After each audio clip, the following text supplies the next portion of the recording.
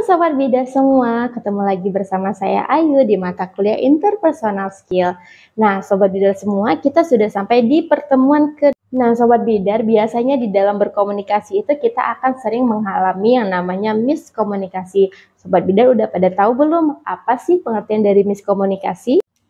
Miskomunikasi terjadi ketika sebenarnya hal yang kita inginkan adalah A, tetapi yang ditangkap orang lain adalah B. Akibatnya adalah hasil akhir yang tidak sesuai dengan keinginan kita. Nah, Sobat Bidar, saya berikan salah satu contoh miskomunikasi. Simak video berikut ini ya.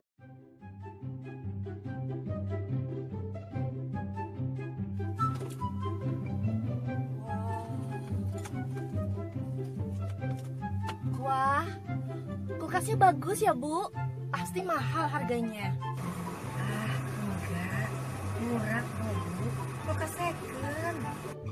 Oh, nanti saya cari lagi toko.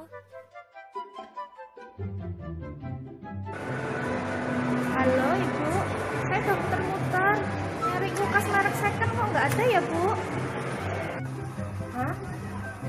Ibu ke supermarket cari kulkas merek second?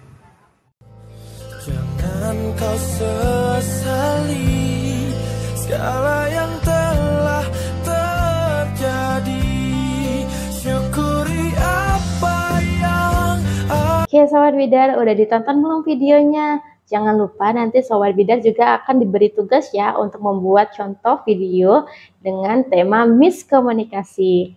Tugasnya nanti silakan Sobat Bidar upload di media sosial Instagram punya Sobat Bidar masing-masing. Kemudian jangan lupa tulis caption yang sudah ditentukan dan jangan lupa tag di Instagram @rahayu_amalia. Selanjutnya kita akan mengenal bagaimana konsep dasar komunikasi. Nah, konsep dasar komunikasi sebenarnya sudah kita bahas pada minggu yang lalu.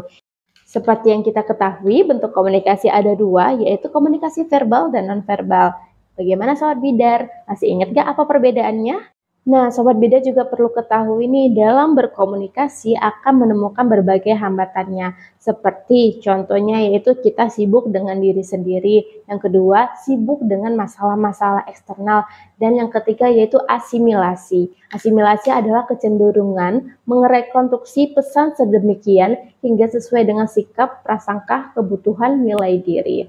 Dan yang selanjutnya itu adalah faktor kawan ataupun lawan. Yang keempat yaitu mendengarkan apa yang diharapkan. Nah, dalam berkomunikasi itu ada etikanya loh Sobat Bidar. Udah pada tahu belum apa sih etika dalam berkomunikasi? Yang pertama yaitu kita harus diam dan menyimak. Yang kedua, tidak memotong pembicaraan. Yang ketiga, tidak meninggalkan lawan bicara. Yang keempat, tidak menepis pembicaraan lawan, dan yang kelima, tidak berusaha menunjukkan bahwa kita itu lebih pandai dari yang apa orang yang diajak bicara. Nah, Sobat Bidar semua, selain miskomunikasi, ada juga yang namanya distorsi dalam komunikasi. Distorsi dalam komunikasi adalah perubahan makna informasi, maksud, dan ide antar komunikator. Dengan kata lain, distorsi adalah gagal paham yang terjadi di dalam komunikasi. Distorsi bukanlah miskomunikasi ya. Distorsi lebih cenderung kepada perubahan arah atau pergeseran sebuah makna informasi yang disampaikan pada umumnya disebabkan oleh logat, intonasi, pelafalan, dan gaya ucapan seseorang. Saya beri contoh salah satu distorsi dalam komunikasi. Ada percakapan antara bos dan bawahannya. Kita beri nama atasannya itu bos dan kita beri nama bawahan itu adalah Ani. Ani berkata kepada bos, "Bos, maaf ya, saya besok sepertinya tidak bisa datang rapat lagi. Kehamilan ini bikin saya terus mual dan pusing. Dokter saya bilang bahkan ke saya untuk mengurangi kerja di kantor." Lalu si bos menjawab, "Ani, udah ketiga kali kamu mangkir, padahal pekerjaan kamu sudah kian menumpuk. Masa kamu harus di sini dan kedampuk repot ruwet gara-gara absen kamu melulu?" Nah, dalam contoh percakapan itu, Ani tampaknya sedang menyampaikan pesan sederhana. Dia tidak bisa hadir rapat karena sedang merasa mual dan pusing. Tapi dia harus menerjemahkan apa yang dipikirkan dan perkataan. Dan inilah potensi pertama terjadinya error. Apakah dia sekedar ingin menyampaikan bahwa ia berhalangan hadir? Atau mungkin juga ada yang lain?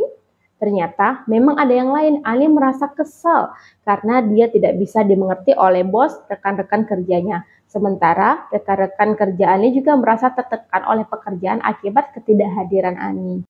Nah, Sobat Bidar, ada beberapa penyebab terjadinya distorsi nih. Yang pertama yaitu perbedaan budaya, yang kedua gangguan fisik, yang ketiga bisa dengan gangguan semantik dan tidak adanya umpan balik. Oke, Sobat Bidar, bagaimana? Udah paham belum perbedaan antara miskomunikasi dan distorsi? Jangan lupa kerjakan tugasnya dan sampai ketemu di pertemuan berikutnya. Bye!